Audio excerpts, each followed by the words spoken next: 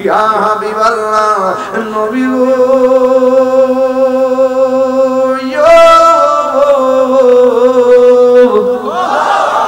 ও মায়া নবীজি ওয়াল্লাহি তাল্লাহি বিল্লাহ আপনি যখন আমার ঝুলন্ত চোখটা চোখের জায়গায় লাগাইয়া দিয়েছেন আমার চোখটা আগের চাইতে আরো সুন্দর ভালো হয়ে গেছে সব শুনতেছি গো ওই শিশি থেকে মেশকে আম্বরের ঘ্রাণ বেরিয়েছে অন্যান্যরা জিজ্ঞাসা করে কি ব্যাপার আপনার হাতের মধ্যে কি ওই আমার মেয়ের বিয়ে হয় না আমি গরিব বলে কোনো সম্বন্ধ করে আসে না এইজন্য নবী পাকের কাছে গিয়েছিলাম আল্লাহর হাবিব তাবাররুকান আমাকে এই পসিনা মোবারক দিয়েছে এরপরে মহিলাটা বলেন আল্লাহর হাবিব যখন থেকে আমাকে পসিনা মোবারক দিয়েছে অসংখ্য মানুষ যেখানে আমার ঘরে কেউ আসতো না আমার ঘরের মধ্যে অসংখ্য মানুষের গুনগুন আওয়াজ শুরু হয়ে গেছে যুদ্ধ চলতেছে এরপরে আল্লাহর হাবিব আল্লাহর ডাক দিয়ে আল্লাহ আমার সাহাবায়ে কেরাম যেভাবে শহীদ হয়ে যাচ্ছে আল্লাহ আপনি মেহেরবানি করে সহযোগিতা করুন আল্লাহর হাবিবের কথা মোতাবেক আল্লাহ রাব্বুল আলামিন নবীকে সহযোগিতা শুরু করলেন কাফেরদের পক্ষে একটা জিন নামছে কিন্তু দেখা গেছে অযুবক দুষ্ট জিন নেমেছে আর মুসলমানরা নবীকে ডাক দিয়ে ইয়া রাসূলুল্লাহ এদের যেইভাবে আমাদের সামনে আসতেছে আমাদের দ্বিগুণ তাদেরকে দেখা যায় এখন আমরা কি করব যুদ্ধ চলতেছে এখন রমজান মাস 17 রমজান আল্লাহু আকবার কোন না কেন আরো জোরে বলে আল্লাহু আকবার আরো জোরে বলে আল্লাহু আকবার আমার নবী আপনার নবী রাহমাতুল লিল আলামিন আল্লাহকে যখন ডাক দিয়ে বললেন আল্লাহ মেহেরবানি করে গো আমার সাহাবায়ে কেরামদেরকে সহযোগিতা করুন এবার আল্লাহর পক্ষ থেকে সহযোগিতা এমন ভাবে আসা শুরু করলো সাহাবায়ে কেরাম বললেন আমরা এতক্ষণ যুদ্ধ করতে সামনে যেতে পারি না ওরা আমাদেরকে এমন ভাবে অ্যাটাক করে কিন্তু আমার নবী দুইটা হাত বাড়ায় দেওয়ার পর এমন ভাবে আসমানি সাহায্য চলে আসতেছে আমরা যখন কাফেরদেরকে গলার মধ্যে কোপ দিতে যাই আমরা তাকে দেখি আমরা কোপ দেওয়ার আগে কাফের কল্লা আলাদা হয়ে যায় আমার যুবক ভাইয়েরা এতক্ষণ আমি কথা বললাম কথাগুলো খুব মোটিভেশনালি ভাবে আপনারা সবাই শুনলেন অনেকগুলো তথ্য আমি আপনাদের কাছে জানালাম আল্লাহ রাব্বুল আলামিন কোরআনের মধ্যে বলে দিয়েছেন ওয়ালা ক্বাদ নাসারাকুমুল্লাহু বিবাদরিন ওয়া আনতুম আযিল্লা আল্লাহর সাহায্য ছিল যখন মুসলমানরা একটু দুর্বল ছিল একদিকে হলো রোজা আর একদিকে হলো বালু মাটি যুদ্ধের ময়দানে কাফেরদের সংখ্যা হলো 1000 মুসলমানদের সংখ্যা হলো মাত্র 313 জন যুদ্ধের ময়দান যখন যুদ্ধ শুরু হয়ে গেল কাফেররা রমজান মাসে রোজা রেখে যুদ্ধের ময়দানে যাওয়ার পর সাহাবায়ে কেরামদেরকে আমার নবী ডাক দিয়ে কয় সাহাবীরা তোমাদের যুদ্ধ করতে কোনো অসুবিধা হচ্ছে কিনা সাহাবায়ে কেরাম বললেন ইয়া রাসূলুল্লাহ ওরা শক্ত বালুতে আছে আমরা যেই জায়গার মধ্যে অবস্থান করেছি ওই চোখের সামনে সূর্যটা লাগে আর ওরা যেই জায়গার মধ্যে দাঁড়াইছে তাদের পিছন দিক দিয়ে সূর্য ওঠে চেহারার মধ্যে সূর্য লাগে না আল্লাহ রাব্বুল আলামিন হাবিবের মতো মুস্তাজিবুদ দাওয়া পৃথিবীর কোন নবী রাসূল নাই কথা বলেন ঠিক কি না আল্লাহর হাবিব আল্লাহকে ডাক দিয়ে কি আল্লাহ আমার সাহাবীরা নির্ভীকভাবে আমি নবীর নেতৃত্বে যুদ্ধের ময়দানে এসেছে ওদের চোখের মধ্যে সূর্যের কারণে তীরের আঘাত দেখে না পাথরের আঘাত দেখে না আল্লাহর হাবিব যখন আল্লাহর কাছে ফরিয়াদ করলো সাথে সাথে আমার আল্লাহ সূর্যের মুখের মধ্যে মেঘমালা দিয়া ছায়া দিয়ে দিয়েছে এই সাহায্য এখনো আছে না নাই আর যারা আছে না নাই এবার আমার নবীর সাহাবীরা যুদ্ধ শুরু করলো খুব মনোযোগ দিবেন খুব মনোযোগ এটা গুরুত্বপূর্ণ জায়গায় যাব আপনাদেরকে ইনশাআল্লাহ রাজ আছেন ইনশাআল্লাহ জনম যদি গাহি সারা রাত মালিকের গান গালি কি ফুরাইবো তোমার মহিমা শেষ হবে নাহি দয়া করো মায়া করো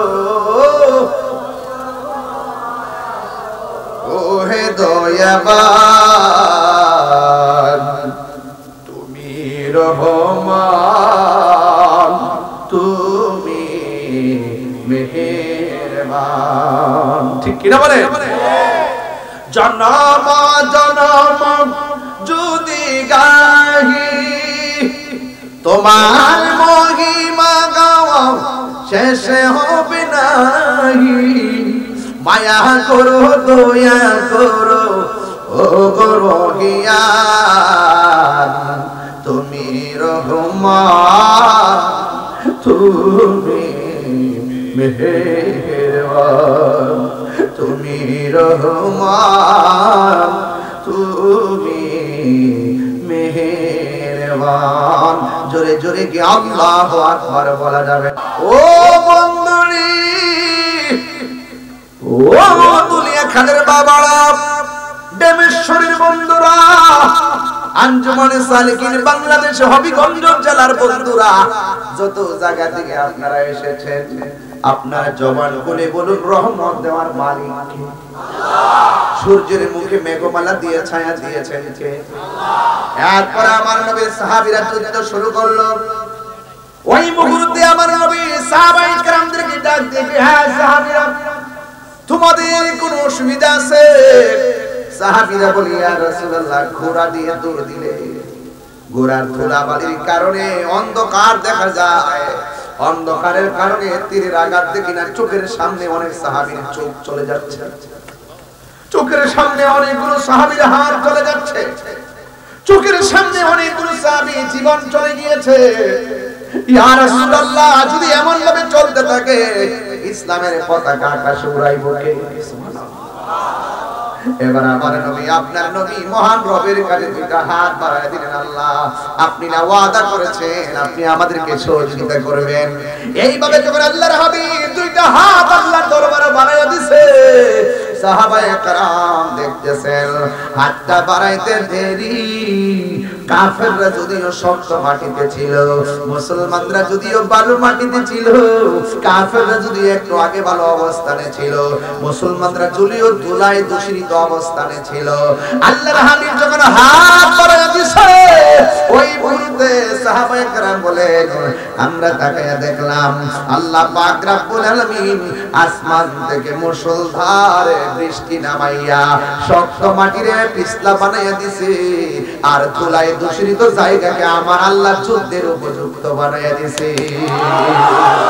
আর বড় করে আল্লাহু আকবার কেন? ওয়ালাকাদ নাসারাকুমুল্লাহু বিবাদরিন ওয়া আনতুম আযিল্লা। এই যুবক পায়ের মধ্যে হাত দিয়ে বলে দিয়ে যায়, এই রমাদানের মুবারক এমন একটা দিন, এমন একটা মুহূর্তে আমি আপনি পড়ছি, এটা সাধারণ দিন নয়, ঐতিহাসিক বদরের দিন রে বাবা। এবারে সাহাবায়ে কেরামদের মধ্যে যুদ্ধ শুরু হয়ে গেল। এবারে সাহাবায়ে কেরাম কাফেরদের সঙ্গে যুদ্ধ শুরু হয়ে গেল। একটা সাহাবী তার নাম হলো কাতাদা, খুব সাহসী সাহাবী, তার চোখের মধ্যে কাফেররা এমন জোরে তীর মেরেছে, চোখটা বের হয়ে গালের উপরে তীরটা ঝুলে গেছে। এই কাতাদা চোখটা যখন ঝুলে গেছে, আমার নবীর কাছে আইসা কয়, ইয়া রাসূলুল্লাহ, নবী গো, ইয়া রাসূলুল্লাহ। সাহাবায়ে কেরামদের কথা এবং ভাগ্য কত ভালো, চোখ পড়ে গেছে, নবীর কাছে চোখের চিকিৎসার জন্য যায়। ইয়া রাসূলুল্লাহ, আপনার প্রেমিকগুলা হবিগঞ্জের জমিনে কত বাতিল করতে জুলুমের শিকার হয়, আমরা তো আপনার কাছে গিয়ে বলতে পারতেছি না। ১৫০০ বছর পরেও যদি এসেছি, আপনার নাম শুনলে আমাদের মন দিবানা হয়ে যায়। কথা বলেন ঠিক কিনা? জন্ম আমার নবীর যুগে হলে কেমন হতো, জোরে, জন্ম আমার নবীর যুগে হলে কেমন হতো, দুনয়নে রাসূল পাক দেখলে কেমন হতো, দুনয়নে দেখলে কেমন হতো জন্ম আমার নবীর যুগে। আমার অনেক যুবক ছেলেদের মুখ বন্ধ আছে, বলো না জন্ম হলে কেমন হতো আশ্রিত বেশে হজরতে বেলালের মধুর আজান, সেই আজানে ছিল এমন প্রেম মুগ্ধ রহমান। আশ্রিত ভেসে হজরতে বেলালের মধুর আজান, সেই আজানে ছিল এমন প্রেম মুগ্ধ রহমান। দয়াল নবীর পিছে নামাজ পড়লে কেমন হতো, দয়াল নবীর পিছে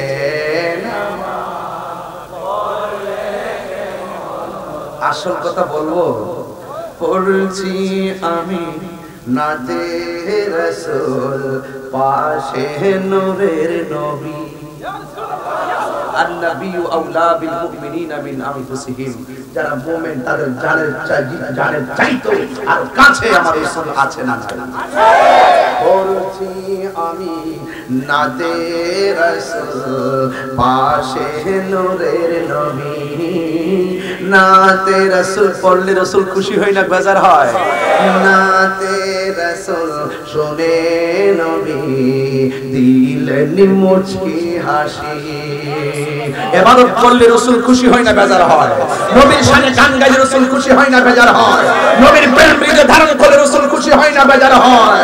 আমার যুবক ভাইরা রাসূল আমাদেরকে দেখার ক্ষমতা আছে না নাই? আরে হবিগঞ্জ থেকে মদিনা অনেক দূরে, মদিনা বলার জন্য নামের সর করে নয়, রাসূলুল্লাহর হাজার তালার মধ্যে সব রাখতে পারে। কথা বলেন ঠিক? এটাই হলো সুন্নতের আকীদা। হক করে বলুন, ঠিক কি না বলেন?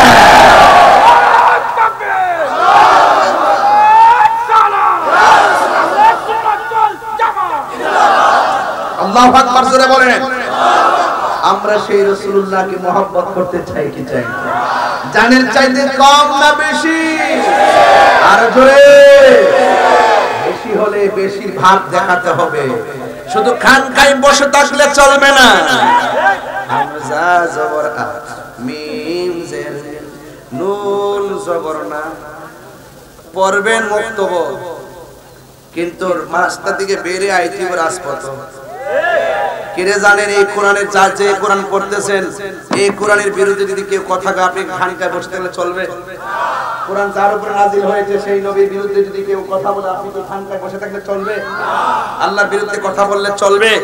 তাইলে আমরা কি খানকায় বসে থাকলে চলবে?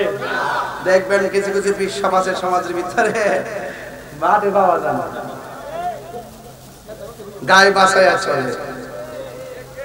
এটা আমরা সিরাজুল দরবার শরীফ আমরা এগুলো পছন্দ করি না। আমার কথা হইল কখনো ইসলাম খানকায়, কখনো ইসলাম রাজপথে। আমার রাসূল শুধুমাত্র হেরা গুহায় জ্ঞান করে নাই, বদরের যুদ্ধে 17 রমজান আল্লাহর হাবিব যুদ্ধের ময়দানে হাতে তলোয়ার নিয়ে এসে বুঝিয়ে গেলেন খানকায় বসে জ্ঞান করার নাম ইসলাম। আবার কখনো রাজপথে তলোয়ার নিয়ে বাতিলের বিরুদ্ধে মাঠে নামার নামও ইসলাম। কথা বলে আল্লাহ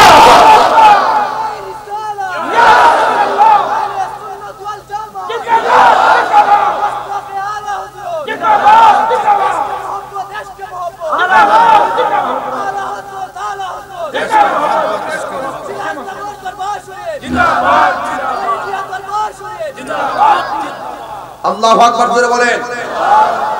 প্রয়োজনে যুদ্ধ করতে হবে, প্রয়োজনে লড়াই করতে হবে, কলমের জবাব কলমে দিতে হবে, জবানের জবাব জবানে দিতে হবে, লাঠির জবাব লাঠিতে দিতে হবে, পাথরের জবাব পাথর দিয়ে দিতে হবে, তীরের জবাব তীর দিয়ে দিতে হবে। আল্লাহ রাব্বুল আলামিন বলেন ওয়াকাতিলু ফি সাবিলিল্লাহ আল্লাযিনা ইউকাতিলুনাকুম, যারা তোমাদের সাথে যুদ্ধ করবে তাদের সাথে তোমরা লড়াই করবে। কথা বলেন ঠিক না? ওয়ালা তা'তাদু ইন্নাল্লাহা লা ইউহিব্বুল মুতাদিন, আল্লাহ রাব্বুল আলামিন সীমা লঙ্ঘনকারীকে পছন্দ করে না। কথা বলেন ঠিক কিনা? আমরা সুন্নিরা কখনো কারো সঙ্গে আগে লামি না। কে দেখছেন আজ পর্যন্ত আমরা গায়ে পড়ে ঝগড়া করছি? কি ও বাবা দেখছেন? সুন্নিরা গায়ে পড়ে ঝগড়া করে? সুন্নিরা বাইরে আল্লাহর আদেশ মানে যে তোমরা তাদের সাথে যুদ্ধ যদি করো, তারা যদি তোমাদের সাথে লড়াই করতে আসে, তোমরা তাদের সাথে লড়াই চালিয়ে যাও। কথা বলেন ঠিক কিনা? এই জন্য খবরদার, আমার পোলাপান্ডি কই? আপনা করে ডাক দিলে খাওয়া যাইব? অতি শীঘ্রই কিন্তু একটা আওয়াজ আসবে দেশে। কই পোলাপান কই?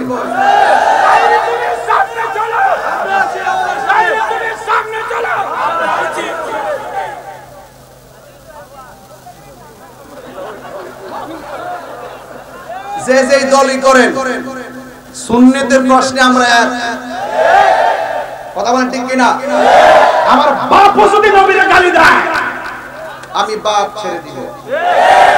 কথা বলেন ঠিক কিনা? আমি বরদাস্ত করব না।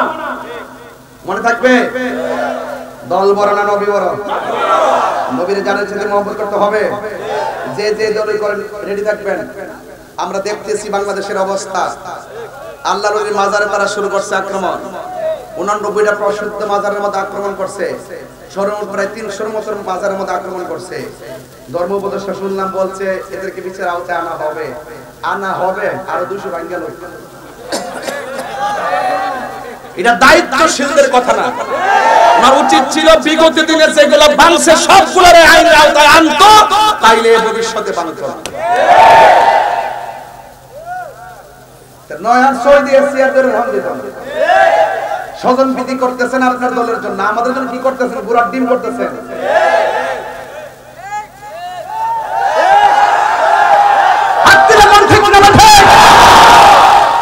শুকনা কথায় সিরা ভিজবে না, পানি লাগবে। পানি লাগবে কিনা?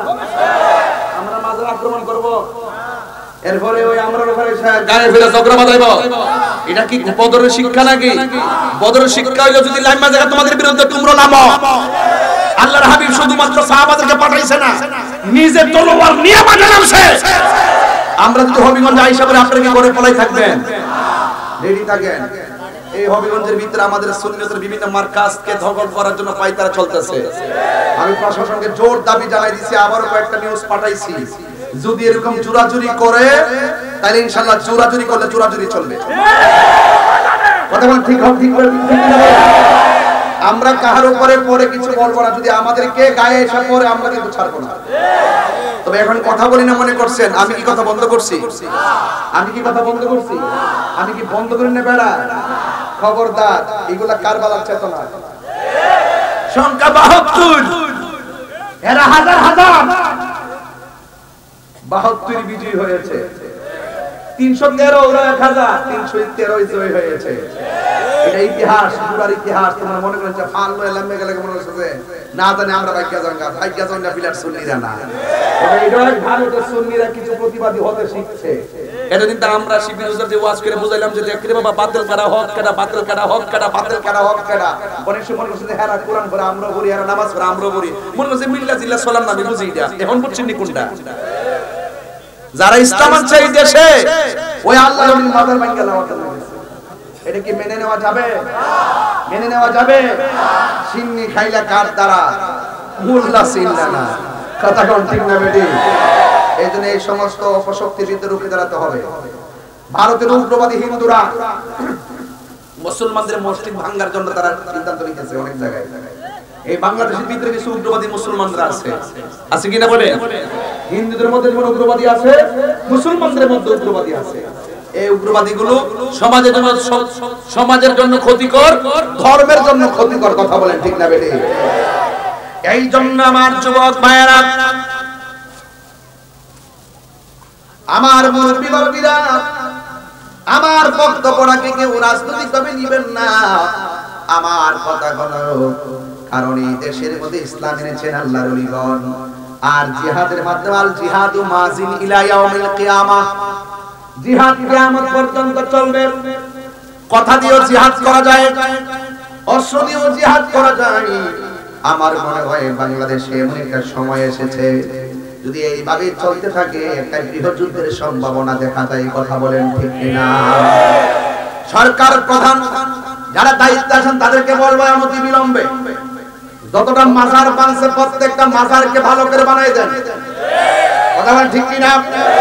যতটা পাথরের মাজার, যতটা ইটের মাজার বানছে প্রত্যেকটা মাজারকে পাথর দিয়ে বানিয়ে দেন। আর নাইলে আসমানি গজব অপেক্ষা করতেছে, একটা জানোয়ারও বাঁচতে পারবে না। কথা বলেন ঠিক কিনা? যারা বানছে একটা বাঁচতে পারবে না। মানাতা জিওয়ালিয়াল ফাকাদ আযানতু বিল হারব। রাসূল যখন হাসবেন ওই যে মাঠে বলছেন আল্লাহ আমার সাহাবীরা সূর্যের কারণে চোখে দেখে না, রাসূল হাত তুলতে আল্লাহ ডাইরেক্ট সূর্যের মুখে মেঘমালা দিয়া ছায়া বানায় দিয়েছে। তাহলে বুঝেননি আসমানে একটা খেলা যে আছে, রব যখন ধরবে কাউকে ছাড়বে না। ইন্না বাতশা রাব্বিকা লাশাদীদ। আল্লাহ ধরা কি নরম না শক্ত? আর যে নরম না শক্ত? এই জন্য আল্লাহ রাব্বুল আলামিন বলেন ওয়াকাতিলু ফি সাবিলিল্লাহিল্লাযীনা ইউকাতিলুনাকুম ওয়া লা তা'তাদু ইন্নাল্লাহা লা ইউহিব্বুল মু'তাদিন। আল্লাহ রাব্বুল আলামিন বলেন তোমরা আল্লাহ রাব্বুল আলামিনের পথে সেই সব লোকদের সঙ্গে যুদ্ধ করো যারা তোমাদের সাথে যুদ্ধ বাঁধায়, তবে তোমরা সীমা লঙ্ঘন করো না। আল্লাহ রাব্বুল আলামিন সীমা লঙ্ঘনকারীকে পছন্দ করে না। এই জন্য আমার বন্ধুগণ ওই যুদ্ধের ময়দানে সাহাবায়ে কেরাম নবীর সঙ্গে যুদ্ধের ময়দানে গেল। যাওয়ার পরে একটা সাহাবী যার নাম হলো কাতাদা, ওই কাতাদার চোখটা গালের উপরে ঝুলে গেল। ওই মুহূর্তে আমার নবী সাল্লাল্লাহু তাআলা আলাইহি ওয়াসাল্লামকে ডাক দিয়ে ইয়া রাসূলুল্লাহ ইয়া হাবিবাল্লাহ আমার চোখটা ঝুলে গেছে, মেহেরবানি করে আমার চোখটা ভালো করে দেন। আপনারা জবান খুলে বলেন চোখ ভালো করার মালিক কে? আল্লাহ। এরপরে সাহাবীরা নবী গো আপনি ভালো করে দেন। কি বুঝলেন? আল্লাহর হাবিবকে বলে ইয়া রাসূলুল্লাহ আপনি ভালো করে দেন। আল্লাহর হাবিব ডাক দিয়ে হে কাতাদা তুমি আমার সাথে যুদ্ধ করতে এসেছো, তোমার চোখটা জ্বলে গেছে, কিন্তু তুমি আমারে বলতেছো চোখ দুইটা ভালো করে দেওয়ার জন্য। আমি নবী জানতে চাই তুমি কি চোখ চাও না জান্নাত চাও? আমার যদি প্রশ্ন করতো কি চাও, আমি বলতাম নবী গো জান্নাত চাই। এখানেই হলো সাহাবী আর আমার মধ্যে পার্থক্য। সাহাবী ডাক দিয়া বলে নবী গো আমি চোখ চাই চোখ। এবার আমার নবী আপনার নবী থুতু মুবারক আঙ্গুল মুবারকের মাথার মধ্যে নিয়া এই 17 রমজান বদরের ময়দানে 10টার সময় মতো কিন্তু করতেছি একদম টাইম মতো। এই সময়টা গুরুত্বপূর্ণ সময়, খেয়াল করবেন। আর আল্লাহর কাছে বলবেন যে আল্লাহ এই শহীদদের রক্তের ওসিলা আমাদেরকে maaf করে দাও। maaf করতে পারে কি পারে না? বদরে 313 জন সাহাবীর ওসিলায় তিনি আপনারা maaf করে দাও। পারে কি পারে না? এরপর আল্লাহর হাবিব ডাক দিয়ে কয় কাতাদা তুমি কি জান্নাত চাও না চোখ চাও? ইয়া রাসূলুল্লাহ আমি চোখ চাই। এবার আল্লাহর হাবিব সাল্লাল্লাহু আলাইহি সাল্লামের থুতু মোবারক আঙ্গুলের মাথা মোবারকের মধ্যে নিলেন। আপনার আমার থুতুর মধ্যে দুর্গন্ধ করে, আর আমার নবীর থুতু মোবারকে মেশকে আম্বরে চাইতে আর গ্রাম করে। আমার নবী আপনার নবী যখন ওযু করতেন সাহাবায়ে কেরাম বলতেন ইয়া রাসূলুল্লাহ একটু ওযুর কুলির পানির সঙ্গে কাশ মোবারক ছাড়েন। সাহাবায়ে কেরাম হাতের মধ্যে নবীর কাশ মোবারকটা নিয়ে নিতেন আর চেহারার মধ্যে প্রসাদনীর মতন ব্যবহার করতেন। আমার মা বোনরা যেমন করে ফেয়ার আল্লাহ ব্যবহার করে, ওই সাহাবীরা নবী পাকের ঘাড়ো কাশ মোবারকটাকে হাতের মধ্যে নিয়ে নিজের চেহারার মধ্যে মালিশ করতেন। আর মালিশ করার সময় যখন রাস্তা দিয়ে বের হতেন অন্যান্য সাহাবীরা বলতেন সাহাবী কি দিয়েছো? তোমার চেহারায় দিমেশকে আম্বরের গ্রান দেখা যায়। আর হুজুর বলেন আল্লাহু আকবার। তাহলে আমার নবীর থুতু মুবারকের মূল্য আছে না নাই? এক মহিলা নবীর পাকের কাছে গেল, যাইয়া বলতেছে ইয়া রাসূলুল্লাহ মেয়ের বিয়ে হয় না, গরিব বলে কোনো ঘর আসে না। আমার নবীর কপাল মোবারক থেকে পসিনা মোবারক বের করে একটা শিশির মধ্যে দিয়ে দিবেন।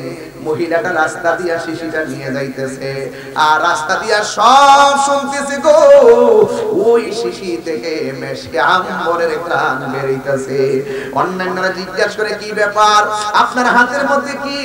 ওই আমার মেয়ের বিয়ে হয় না, আমি গরিব বলে কোনো সম্বন্ধ করে আসে না, এই জন্য নবী পাকের কাছে গিয়েছিলাম। আল্লাহর হাবিব তাবাররুকান আমাকে এই পসিনা মুবারক দিয়েছে। এরপরে মহিলাটা বলেন, আল্লাহর হাবিব যখন থেকে আমাকে পসিনা মুবারক দিয়েছে, অসংখ্য মানুষ, যেখানে আমার ঘরে কেউ আসতো না, আমার ঘরের মধ্যে অসংখ্য মানুষের গুনগুন আওয়াজ শুরু হয়ে গেছে। তাই নবীর পসিনা মুবারকের দাম আছে না নাই? এই জন্য আমার যুবক ভাইরা, আমার নবীর থুতু মুবারকটা শাহাদাত আঙ্গুল মুবারকের মাথার মধ্যে লইয়া আমার নবী তার চোখের চতুর্পাশে ঘুরাইয়া জ্বলন্ত চোখটাকে চোখের জায়গায় বসিয়ে দিলেন। আর আমার নবী ডাক দিয়ে কয়, খাতাদারি, এখন দেখো তো তোমার চোখ দিয়ে দেখো কিনা, কেন আমি নবী নবী করি, কেন শিবপুর সাহেব নবী নবী করে? নবী আছে তো সব আছে, নবী নাই কিছু নাই। আলা আলা ঈমানা লিমাল্লা মুহাব্বাত আলা, যার অন্তরে নবীর মহব্বত নাই তার ঈমান নাই, যার ঈমান নাই তার আমলের কোনো দাম নাই। কথা বলেন ঠিক কিনা? তাইলে রাসূল পাক সাল্লাল্লাহু আলাইহি সাল্লাম থুতু মুবারকটা দিয়ে চোখের গোড়ায় লাগাইয়া ঝুলন্ত চোখটাকে যখন চোখের জায়গায় স্থাপন করলেন, ওই মুহূর্তে আমার নবী, আপনার নবী ডাক দিয়ে বলে, খাতাদা, এখন দেখো তো তোমার চোখে দেখো কিনা? ওই সাহাবী ডাক দিয়ে কয়, ইয়া রাসূলুল্লাহ, ইয়া হাবিবাল্লাহ, নবী গো,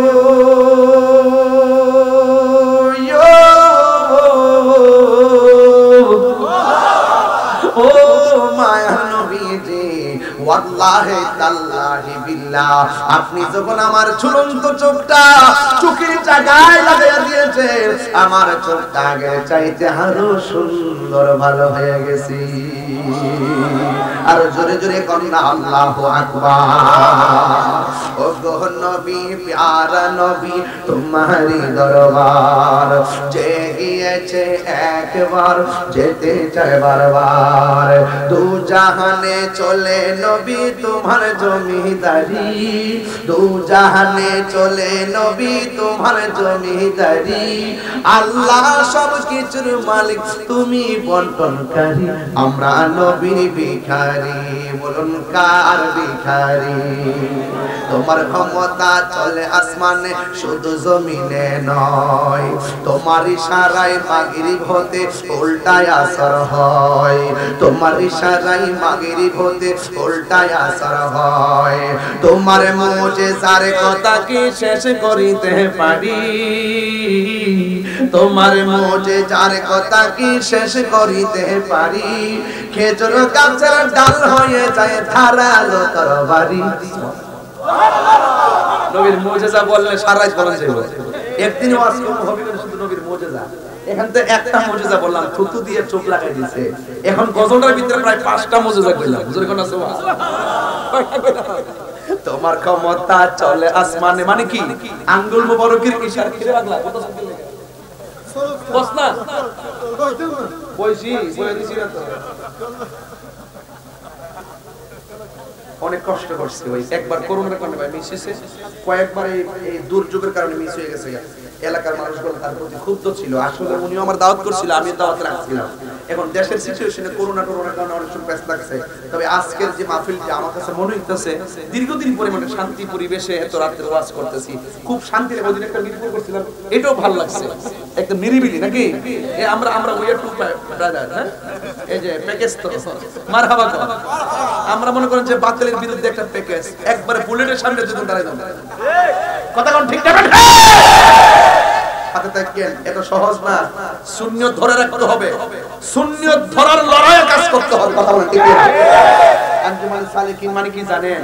এই আঞ্জুমানে সালিকিন এই প্রেমিক গুলারে এক জায়গায় আনার মূল কারণ কি জানেন? বাতিলদের বিরুদ্ধে একটা ক্ষেপণাস্ত্র বানানো। কথা বলেন ঠিক না বেঠিক? এবং যেই লোকটা এই সংগঠনের সাথে জড়িত হবে, এদের কি অবস্থা জানেন হবে? যে ঈমান, আমল, নীতি, নৈতিকতা, চরিত্র, আদর্শ দেখবেন কোন দিক দিয়ে টুকা দিয়ে লড়াইতে পারতেন না। এক কথার মানুষ হবে, কারণ ওরা জীবন দিবে কিন্তু ঈমান দিবে না। কথা বলেন ঠিক কি না? আল্লাহু আকবার কর। বাবা রে, তোর সাউন্ড একটু মিষ্টি কর। মাইক সব ঠিক আছে বাবা? আমার কষ্ট হইতেছে, মানে গায়ের জোরে ওয়াজ করতেছি তো, বয়স বেশি তো এর লাগে। জিকির হইতনি কেউ আসেনি সবাই ইনশাআল্লাহ। তোমার ক্ষমতা চলে আসমানে শুধু জমিনে নয়, মানে কি নবী দুনিয়ায় আঙ্গুল মোবারকের ইশারায় আকাশের চাঁদ দিয়ে ভাগ করে ফলাইছে। সুবহানাল্লাহ। মানে কি বুঝতেছেন তো গজলের ভিতরে কয়টা মুজিজা আছে? তোমার ক্ষমতা চলে আসমানে শুধু জমিনে নয়, তোমার ইশারায় মাগরিব থেকে উল্টা আসর হয়, মাগরিব থেকে উল্টা আসর হয়, সূর্য আসর সূর্য যায় ডুবে গেছে গা। মৌলা আলী রাদিয়াল্লাহু তাআলা জন্য আল্লাহর হাবিব সাল্লাল্লাহু আলাইহি ওয়াসাল্লাম আবার সূর্যকে ইশারা দিয়া আসরের জাকাত এনে মৌলা আলীকে নামাজের জন্য সুযোগ করে দিয়েছেন। আর এই গজলগুলো যখন গাই, আপনারা এখন গান গাই, অনেকে বুঝেন না, বুঝেননি। আর যেগুলো আমার আমি গান গাই এটা করি আসলে এরা আমার মতো পারে না তো।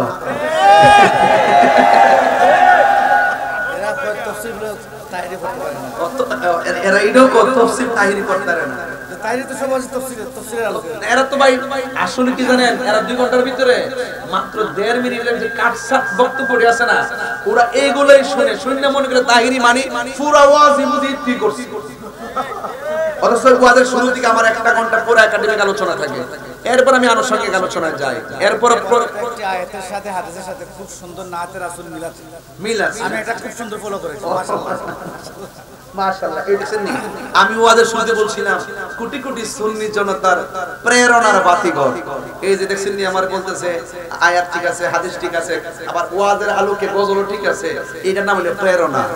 এই কথাটার দ্বারা সামনে আরো অ্যাডভান্স হবে ইনশাআল্লাহ। কথা বলেন ঠিক না বেঠে? তোমার কষ্ট আছে আর এর ফান্ডা দেন না হয়তো, হ্যাঁ এটা কই দিব, এটা কই দিব। মদিনা গেছেন নি কেউ? আসেন এখানে?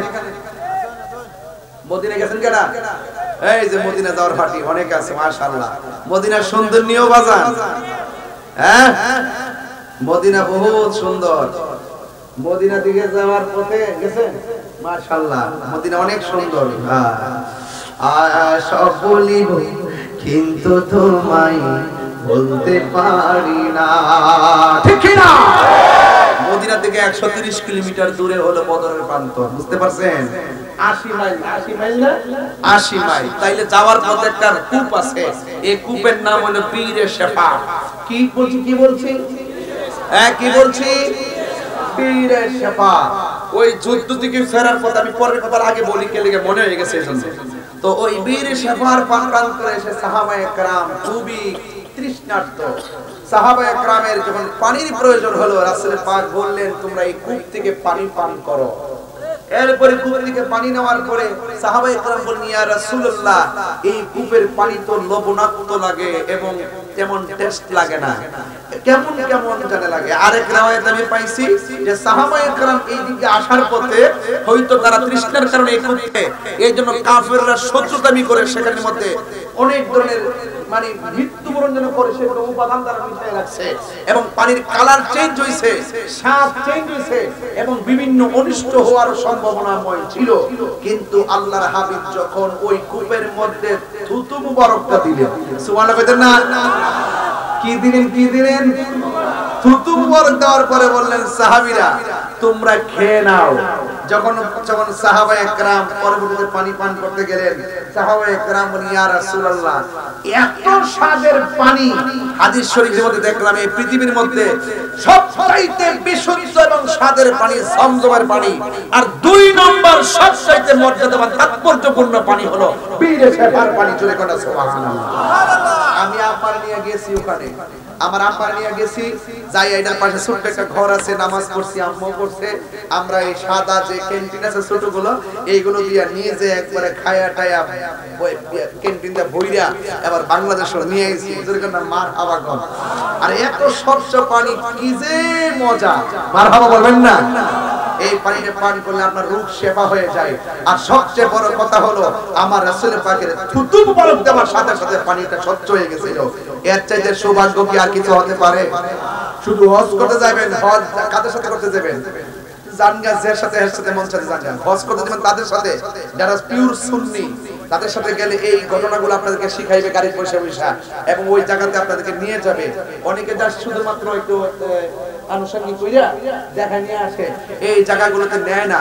অন্তত পক্ষে 10,000 টাকা বাড়াইয়া নিয়ে হলো এই জায়গাগুলো সবারে ঘুরাইয়া পাঁচ দাঁড়িয়ে দেখাইবেন। এইগুলো কিন্তু অনেক প্রেরণা পাওয়া যায়। কথা বলেন ঠিক না বেঠিক? এই জন্য আমার যুবক ভাইরা, এই বীর শেফার পানি, এটা হলো এমন একটা পানি, বীর মানে কূপ, বুঝতে পারছেন? আর শেফা মানে আরোগ্য। এই কূপের পানি যখন আপনি পান করবেন, রাসূল পাকের থুতু মুবারকের বরকতে আপনার সেই রোগ বিমারগুলো শেফা হয়ে যেতে পারে কি পারে না? পারেনি। এরপরে আমার নবী আপনার নবী রাহমাতুল লিল আলামিন, ওই যুদ্ধের ময়দানে যুদ্ধ শুরু হয়ে গেল। এরপরে আমার নবী তার চোখটা ভালো করে দিলেন, থুতু মুবারক লাগাইয়া দিলেন। এইভাবে যুদ্ধ চলতেছে। এরপরে আল্লাহর হাবিব আল্লাহর ডাক দিয়ে, আল্লাহ আমার সাহাবায়ে কেরাম যেভাবে শহীদ হয়ে যাচ্ছে, আল্লাহ আপনি মেহেরবানি করে সহযোগিতা করুন। আল্লাহর হাবিবের কথা মোতাবেক আল্লাহ রাব্বুল আলামিন নবীকে সহযোগিতা শুরু করলেন। কাফেরদের পক্ষে একটা জিন নামছে, কিন্তু দেখা গেছে ও যুবক, দুষ্ট জিন নেমেছে। আর মুসলমানরা নবীকে ডাক দিয়ে, ইয়া রাসূলুল্লাহ, এদের যেইভাবে আমাদের সামনে আসতেছে, আমাদের দ্বিগুণ তাদেরকে দেখা যায়। এখন আমরা কি করব? যুদ্ধ চলতেছে, এখন রমজান মাস, 17 রমজান। আল্লাহু আকবার কোন না কেন? আরো জোরে বলে আল্লাহু আকবার, আরো জোরে বলে আল্লাহু আকবার। আমার নবী আপনার নবী রাহমাতুল লিল আলামিন আল্লাহকে যখন ডাক দিয়ে বললেন, আল্লাহ মেহেরবানি করে গো আমার সাহাবায়ে কেরামদেরকে সহযোগিতা করুন। এবার আল্লাহর পক্ষ থেকে সহযোগিতা এমন ভাবে আসা শুরু করলো, সাহাবায়ে কেরাম বললেন, আমরা এতক্ষণ যুদ্ধ করতে সামনে যেতে পারি না, ওরা আমাদেরকে এমন ভাবে অ্যাটাক করে। কিন্তু আমার নবী দুইটা হাত বাড়ায় দেওয়ার পর এমন ভাবে আসমানি সাহায্য চলে আসতেছে। আমরা যখন কাফেরদেরকে গলার মধ্যে কূপ দিতে যাই, আমরা তাকে দেখি, আমরা কূপ দেওয়ার আগে কাফেরের গলা আলাদা হয়ে যায়। আর বড় করে কোন আল্লাহু আকবার।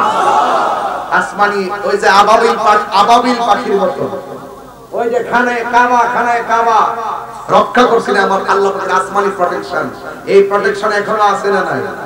অনেকে বুঝে না, আর কি চলতেছে, কিন্তু চলতেছে না, চলতেছে। এই জন্য আমার যুবক ভাইরা রাহমাতুল লিল আলামিনের রহমতের দুইটা হাত মোবারক তুলে দিয়েছে, আর সাহাবায়ে কেরাম কাফেরদের সঙ্গে যুদ্ধ শুরু করে দিয়েছে। এবার শুধু তাই নয়, আমার নবী পাকের হাত মোবারকের মধ্যে বালু মোবারক নিলেন। এই বালু মোবারকগুলো নিয়ে আল্লাহর হাবিব কাফেরদেরকে যখন নিক্ষেপ করেন, প্রত্যেকটা বালু কণা তীর হইয়া কাফেরদেরকে আঘাত করেছে। আল্লাহ বলে, ও বন্ধু, যুদ্ধের ময়দানে আপনি যা মেরেছেন সব আমি আল্লাহই মেরেছি। জয় কন্যা সুবহানাল্লাহ। হায়রে ও আমার যুবক,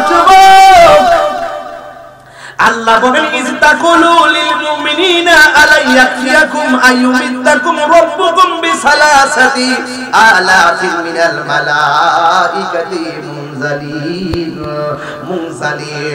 আল্লাহ রাব্বুল আলামিন কই, বন্ধু আপনি মুমিনদেরকে বলেছিলেন, ও বন্ধু স্মরণ করো সেই সময়ের কথা, আপনি মুমিনদেরকে বলেছিলেন তোমাদের কি এটা যথেষ্ট নয়? আলাইয়াকফিয়াকুম, তোমাদের জন্য কি যথেষ্ট নয় যে রব্বুকুম, তোমাদের রব, বিসালাসাতি আলাফিন মিনাল মালাইকাতি মুনজালিন। যখন এই কাফেরদের মোকাবেলায় আমার কাছে বলেছিলে যুদ্ধের ময়দানে তোমাদের সংখ্যা দ্বিগুণ মনে হচ্ছে, তখন আল্লাহ রাব্বুল আলামিন আসমান থেকে তোমাদেরকে সহযোগিতা করার জন্য 3000 ফেরেশতা নামায় দিয়েছে। কয় হাজার? 3000 ফেরেশতা নামায় দিয়েছেন। এটা কি তোমাদের জন্য যথেষ্ট নয়? জবানটা খুলে বলেন, দেওয়ার মালিক কে? নবীর পক্ষে থাকলে খোদাই প্রোটেকশন রেডি আছে। কথা বলেন ঠিক কিনা? নবী আছে, রব আছে, নবী নাই, রবের রহমত নাই। কথা বলেন ঠিক কিনা? তাহলে এখন কি ভয় পাওয়ার কিছু আছে? 313 সাথে যুক্ত হয়েছে কয় হাজার? দেখো না, কয় হাজার? 3000। শুধুমাত্র তাই নয় যুবক ভাইরা আমার, আরো আছে, এর বেশি আর যাব না। আল্লাহর হাবিব সাল্লাল্লাহু আলাইহি ওয়াসাল্লামের সাহাবীরা দেখতেছেন আমরা কূপ দেওয়ার আগে কাফেরদের কল্লা পড়ে যায়। এরপরে দেখেন, এরপরে যুদ্ধের মাঠে আব্দুর রহমান ইবনে আউফ সম্ভবত রাদিয়াল্লাহু তাআলা আনহু দাঁড়ায় আছেন এক জায়গার ভিতরে। যখন দাঁড়ায় আছে তখন ওই জায়গাতে ছোট্ট দুইটা বাচ্চা যায় কয় দাঁড়ায় রইছেন কে লাগা? আর বড় করে এই ছোট্ট দুইটা বাচ্চা কিন্তু নবী পাকের সঙ্গে কিন্তু যুদ্ধের মাঠে আসছে। সুবহানাল্লাহ বলেন না? ডাক দিয়ে কইছে দাঁড়াই দেখেন না আবু জাহিলরে দেখছেন? কাফেরদের সেনাপতিরা দেখছেন? বাচ্চাটি কি ছোট না বড়? ছোট্ট দুইটা বাচ্চা কয় আবু জাহিলরে দেখছেন? তোর কত কেমন না লাগে? এরপরে কহ দেখছি তো ওই যে গুড়ার উপরে। এখন ছোট্ট দুইটা বাচ্চা আস্তে আস্তে গুড়াটার কাছে গেছে, যাইয়া দে আবু জাহিল অনেক উঁচা জায়গায়, ছোট বাচ্চা লাগাল ভাঙা। একবার পরামর্শ করে ভাই আমি দিমু গুড়ার পাউডার, তুই দিবি ভাই আবু জাহিলের পাউডার। আর জোরে দেন সুবহানাল্লাহ বলেন না? আল্লাহু আকবার জোরে কর না কেন? আর আল্লাহু আকবার বল না কেন? এটা কি গায়ের জোর না প্রেমের জোর? প্রেমের কোনো বয়স আছে রে? ছোট ছোট বাচ্চা, একবার ছোট ছোট বাচ্চা পর্যন্ত আমার ফুল হইতে ওয়াজে করেন। আমি কইছি নীরব না বিপ্লব? দেখো বিপ্লব বিপ্লব কি দেখো বিপ্লব বিপ্লব, নীরব না বিপ্লব? বিপ্লব বিপ্লব, তুমি কে আমি কে, সুন্নি সুন্নি, কথা কোন ঠিক না বেঠে? শিক্ষা দিয়েছে তো? তো সুতরাং ছোট্ট বাচ্চা গেছে গুরের কাছে, গুরের কাছে যাওয়ার পরে গুরের আড়ুটার মধ্যে আবু জাহিল তেমনে ছায়াছে কইছে ওই বাবা দে ওই রহিম না। কিন্তু ছোট্ট দুইটা বাচ্চা যায় গুরার পাউডারের মধ্যে কোপটা দিছে, এমনে গোলাটা মিক্স হয়ে গেছে। আর হেইটা গিয়ে আমার আবু জাহিলের পাউডারের মধ্যে আবু জাহিল ঠিক পটাং হয়ে পড়ে গেছে, যায় আর বসছে মুখটার উপরে, বুকটার উপরে বয়সে একদম সাইজ করতেছে। ওই সাহাবী দৌড়ায় গেছে, দুইজনের ছোট মানুষের গ্রুপ না, পরে তিনিও যায় একটু সহযোগিতা করলেন। এই ছোট্ট দুইটা বাচ্চার কাছে অত বড় সেনাপতি, ছোট্ট একটা মশার কামড়ের মধ্যে নমরুদ্দা ফেরাউনের ওই নীল নদের মাঝখানে। দেখেন তো আল্লাহ পাক ইতিহাসটা তাকায় দেখেন তো, যারা জালেম, যারা জুলুম, যারা অত্যাচার করেছে, যারা অবিচার করেছে, যারা খুন করেছে, যারা গুম করেছে, যারা মানুষকে ঠকিয়েছে, যারা মানুষের উপরে জুলুম করে, যারা হককে দাফন করার জন্য চেষ্টা করে, যারা মানুষের অধিকারকে লুণ্ঠন করে এবং যারা সত্যিকার হককে লুণ্ঠন করা আর দাফন করার জন্য ষড়যন্ত্র করে, ইতিহাসটা তাকায় দেখেন। নমরুদ্দা জুতাটা বাড়ি দে, জুতাটা বাড়ি দে, জুতাটা বাড়ি দে, জুতাটা বাড়ি দে, জুতাটা বাড়ি দে। ফাত্তর দিয়ে বাড়ি দিলে এর আরাম লাগে না, জুতা দিয়ে বাড়ি দিলে আরাম লাগে। ল্যাংরা মশা নমরুদ্দের নাহে দিয়া ঢুকাইছে, মগজ কামড় দে, কাঁটা জুতাটা বাড়ি দে। কথা বলেন না কেন? কথা বলেন না কেন? শুনেন, কত বারোয়ানগিরি করো না কেন, মরণটা হবে নিকৃষ্ট। বুঝতে পারতেছেন? বুঝতে পারতেছেন? ছোট্ট এত বড় আবু জাহিল না, বাবা এত বড় সভাপতি কাফেরদের দুইটা বাচ্চার হাতে আল্লাহ তারে কি দিছে? মৃত্যু দিছে। তো বুঝতে পারতেছেন আবু জাহিল কিন্তু শেষ, আর শুধু দুইটা বাচ্চার কাছে কিন্তু আবু জাহিল বিদায় হয়ে গেছে। এবার কাফেররা বলতেছে কি ঘটনাটা কিটা? আমরা যে এমন ভাবে মারলাম, আমরা কূপ দেওয়ার আগে ফেরেশতারা, আমরা কূপ দেওয়ার আগে কাফেরদের চেহারা আলগা হয়ে যায়। কারণটা কি? কারণটা তো একটাই, আল্লাহ বলছেন মুসলমানদেরকে সহযোগিতা করেছেন। ওয়ালাকাদ নাসরাকুমুল্লাহু বিবাদরি ওয়া আনতুম আযিল্লা, যখন তোমরা দুর্বল ছিলে আমি আল্লাহ তোমাদেরকে আমি খোদাই প্রোটেকশন দিয়ে সাহায্য করেছি। কথা বলেন ঠিক না? তাহলে যুদ্ধের জয় পরাজয় সংখ্যার উপর নির্ভর করে না, যুদ্ধের জয় পরাজয় নির্ভর করে আল্লাহর উপরে আস্থা আর বিশ্বাসের কারণে। এই জন্য যুবক ভাইরা আমার, হিমশিম খাবেন না, টেনশন করবেন না। গরিব হইতে পারে, গরিব হইতে পারেন, টাকা না থাকতে পারে, বিমান ভাড়া না থাকতে পারে, আপনার পাসপোর্ট না থাকতে পারে, যদি প্রেম থাকে মদিনাওয়ালা আপনার ঘরে ডামেশ্বরে ডেমেশ্বরে ভাঙা করে এসে দিদার দেওয়ার ক্ষমতা আছে না?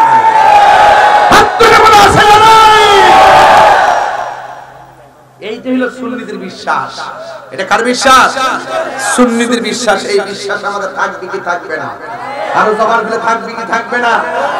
মুসলমানরা এই যুদ্ধের মধ্যে বিজয়ী হয়েছে, আলহামদুলিল্লাহ। কন্যা কেন?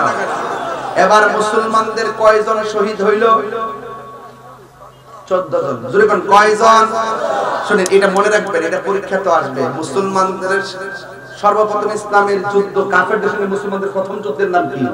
বদরের যুদ্ধ। এটা মনে রাখবেন। এই বদর উপত্যকাটা যখন হজে যাবেন অবশ্যই ওই জায়গার মধ্যে যাবেন, গেলে আপনি অনেক শান্তি পাবেন, আমার মতো আপনারা শান্তি পাবেন। আমি তো ওখানে গিয়ে অনেক কথা বলেছি, অনেক তথ্য জানার চেষ্টা করেছি।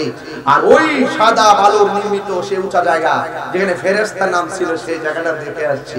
আলহামদুলিল্লাহ বলবেন না? আর যদি আলহামদুলিল্লাহ বলেন না কেন? এই আওয়াজ করে বলুন আল্লাহর সাহায্য এখনো আছে না নাই? এই বদরের যুদ্ধ থেকে আমাদের শিক্ষা কি জানেন?